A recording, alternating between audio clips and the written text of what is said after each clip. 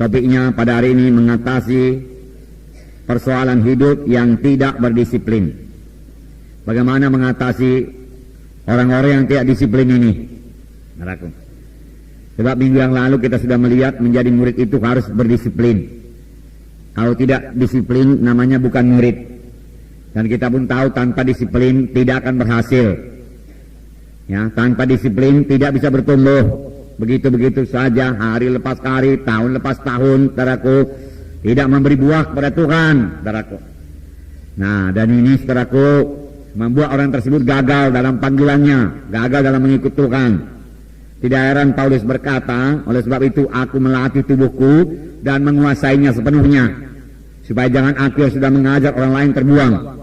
Aku melatih tubuhku, tubuhku ini tunduk kepadaku, tubuhku ini tidak bisa malas-malas ini, dia katakan. Tubuhku ini tidak bisa menderita kehendak daging. Kalau kuikuti kehendak dagingku, kemalasanku, aku akan gagal. Aku tidak berhasil, pekerjaanku terbengkalai. Tidak mau, dia katakan. Aku menguasai tubuhku ini supaya aku berhasil. Demikian Paulus berkata. Demikian juga kita, saudaraku. Amin, saudara. Ya. Kalau kita tidak rajin berdoa, saudaraku, saudara, berkat kita akan sangat minim, saudaraku. Boleh jadi hari Minggu saya bawakan kepada saudara mengenai berdoa ini, saudaraku, supaya jangan malas berdoa, saudaraku. Karena kalau kamu malas berdoa, berkat tidak turun kepadamu, tidak ada padamu karena kamu tidak berdoa, firman Tuhan berkata. Ya.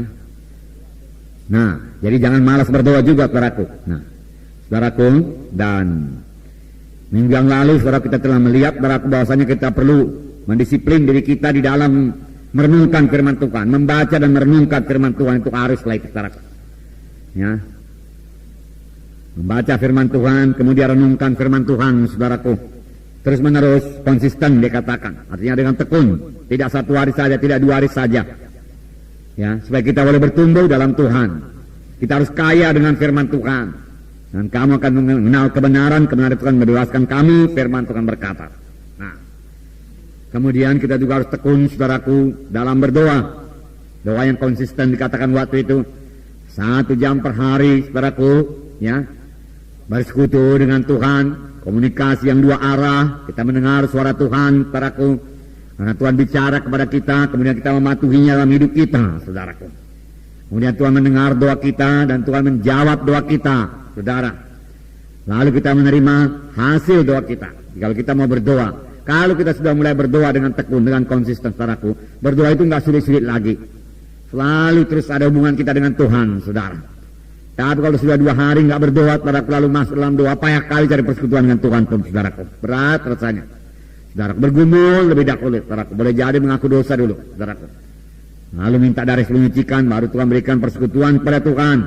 Dan mengaku, mulailah kita ini rajin berdoa. Nah, kemudian saudaraku, juga kita mendisiplin diri kita supaya kita ikut kebaktian. Semua kebaktian, kegiatan-kegiatan, ya. Ibadah di dalam tubuh Kristus. Kita tidak bisa memisahkan diri kita daripada tubuh Kristus, saudaraku. Menjadi orang Kristen gak bisa sendiri-sendiri, saudaraku. Kita harus, saudaraku, punya hubungan dengan tubuh Kristus, anggota-anggota tubuh Kristus yang lain, anak-anak Tuhan yang lain. Kemudian kalau kita mendisiplin diri kita, jangan malas untuk melayani, ya. Jangan malas mengunjungi, saudaraku, jangan, saudara. Nah, saudara yang kasih dalam nama Yesus, saudaraku, kita semua adalah pemberita Injil. Ya. Kita semua saudaraku, anak-anak Tuhan, ikut menggenapkan perintah agung. Sebagaimana sudah kita lihat, dengar pada seminar kita beberapa minggu yang lalu, saudaraku, bahwasanya perintah agung itulah bagi semua anak-anak Tuhan. Semua itu hanya bisa dilaksanakan, saudaraku, dengan berhasil kalau hidup kita berdisiplin. Amin, saudara. Kalau hidup kita tidak disiplin, saudaraku, ya, tidak berdisiplin, maka kita tidak akan bisa mengenapkan perintah agung dalam hidup kita. Kalau hidup kita tidak berdisiplin, saudaraku, maka doa kita juga tidak akan teratur, saudaraku. Ya. Maka kita tidak akan mengalami berkat Tuhan sepenuhnya, saudaraku. Oleh sebab itu sekali lagi firman Tuhan berkata, Tuhan Yesus berkata, barang siapa mau mengikut aku, dia harus menyangkal dirinya, mengangkat salibnya, mengikut aku. Dan Paulus berkata, aku melatih tubuhku dan menguasainya sepenuhnya, supaya jangan aku yang sudah mengajar orang lain terbuang. Bersama saya tubuh kita ini. Haleluya. Nah, saudaraku, kita membaca dari lembaran. kita melengkapi firman Tuhan minggu yang lalu mengenai murid yang berdisiplin. Ini tambahannya ya. Hari ini karena minggu yang lalu saudara kita sudah melihat ya, contoh-contoh pun diberikan. Kalau hidup berdisiplin itu contohnya apa saudaraku? Nomor 1 waktu itu apa? Prajurit. Yang kedua, olahragawan, atlet ya, yang hidupnya tidak bisa sama dengan orang lain, yang menyangkal diri soal makanan, latihan keras ya. Demikian juga prajurit latihan keras karena memakai selengkap senjata ya. Memeriksa senjata yang selalu apakah semua berfungsi dengan baik. Saudaraku. Kemudian saudaraku, satu contoh lagi yaitu petani, saudaraku, yang memandang ke depan, yang punya visi ya. Jika dia bergairah mengerjakan apa yang perlu dikerjakan sekarang, saudaraku. Kadang-kadang orang tenggelam dalam gol di depan itu saja. Tapi apa yang perlu dikerjakan saudaraku sekarang ini, besok, lusa, seminggu, 2 minggu, 3 minggu untuk mencapai gol itu, dia lupa, saudaraku. Padahal petani tidak demikian. Karena dia melihat ke depan, saudaraku, dia akan menuai, saudaraku, 100 kali ganda. Maka apa yang perlu dia kerjakan sekarang ini, dia kerjakan, saudaraku. Dia cabut rumput-rumput, saudaraku, dia berikan pupuk, saudaraku, dan lain sebagainya, saudaraku. Dia lihat apakah ada hama, apakah ada wereng, saudaraku. Lalu segera dia tanggulangi, saudaraku, karena dia melihat hasilnya. Kadang-kadang banyak anak Tuhan terbuai hasil 10.000, oke 10.000. Tapi menuju 10.000 itu, saudaraku, dia tidak berbuat apa-apa, nggak bisa. Ya, harus bekerja keras untuk mencapai 10.000 itu. Amin. SKS saudara harus berbelah, hitung, saudaraku, hitung. Ya, ini sudah berapa bulan ini, saudaraku, kita ini, saudaraku. Sejak dari tahun baru, saudaraku, sudah 6 bulan. Sudah SKS saudara berbelah, saudaraku. Nah, kalau belum, saudaraku, berarti saudara perlu lebih mendisiplin diri lagi. Amin. Ya. Jangan terus kepada visi, terus goal saja, saudaraku. Kamu mendisiplin diri kita. Nah, kita baca lembaran. Hari ini kita lihat mengenai jalan keluar bagi orang-orang yang hidupnya tidak berdisiplin. Bagaimana jalan keluarnya kalau memang hidupnya tidak disiplin? Ya, selalu terlambat bangun, malas melayani, apa kita berbuat? Ya. Tidak cukup hanya mengetahui saja, tapi kita perlu memiliki hidup yang berdisiplin. Ya, saudara tahu saja, saudaraku, seperti minggu yang lewat, perlu disiplin. Kalau tidak disiplin, maka saya akan gagal. Tidak disiplin, saya tidak bisa berbuat. Tetapi saudaraku, saudara belum juga disiplin. Nah, saudara nggak tahu bagaimana jalan keluarnya, nggak guna. Tidak cukup hanya mengetahui perlunya disiplin, saudaraku. Kita juga perlu mengetahui kalau memang kita belum disiplin, bagaimana jalan keluarnya, bagaimana mengatasinya. Amin, saudara. Ini berarti kita harus mengetahui bagaimana jalan keluar dari hal tersebut. Dapatkah kita tertolong?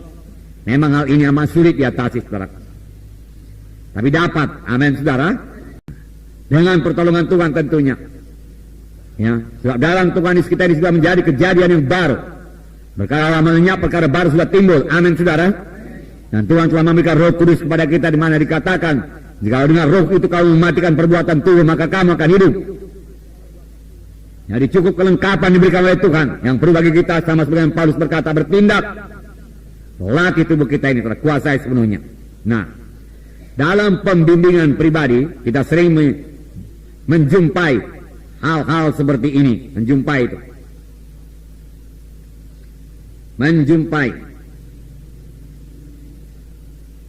Jumpa hal-hal apa ini, saudaraku? Hal-hal yang tidak berdisiplin, ya. Apa ya, aku nggak bisa bangun pagi-pagi, aku nggak bisa berdoa 1 jam, dia katakan, ya. Aku nggak bisa mengunjungi, dia katakan, nggak ada waktu ku mengunjungi, nggak ada waktu ku baca firman Tuhan. Selalu kita jumpai itu. Mengapa kalau Tuhan memberikan waktu cukup bagi kita 24 jam 1 hari 1 malam, saudaraku? Ya, betulnya kalau kita atur, saudaraku, waktu-waktu itu dengan baik, ya, maka kita, saudaraku, punya cukup waktu untuk membaca firman Tuhan, merenungkan firman Tuhan, dan melayani. Ya, kita bisa berbuah. Karena sebenarnya untuk itulah kita dipanggil Tuhan. Nah, saudara, jadi sering kita jumpai itu, saudaraku, di dalam pembimbingan, saudaraku. Nah, sering jiwa membuat alasan. Ini memang sudah pembawaannya, sehingga mereka merasa tidak bertanggung jawab untuk berubah karakternya. Saudaraku, ya memang ini sudah pembawaan saya, sifat saya ini nggak bisa lagi berubah, dikatakan. Sehingga mereka, kalau kita saudaraku berpendapat itu pembawaan nggak bisa lagi berubah, ya, maka saudaraku itu akan terus melekat kepada kita. Padahal firman Tuhan tadi berkata, siapa yang ada dalam Kristus, ialah kejadian yang baru. Perkara lama sudah lenyap, yang baru sudah timbul. Bahkan Filipi 4 ayat 13 berkata, segala perkara aku cakap menanggungnya di dalam Kristus Yesus yang menguatkan aku, yang menolong aku. Amin, saudara. Segala perkara, segala persoalan bisa diatasi dalam Yesus Kristus, yang termasuk persoalan penyakit. Amin, saudara. Ya, karena roh Tuhan menghidupkan tubuh-tubuh kita yang fana. Haleluya.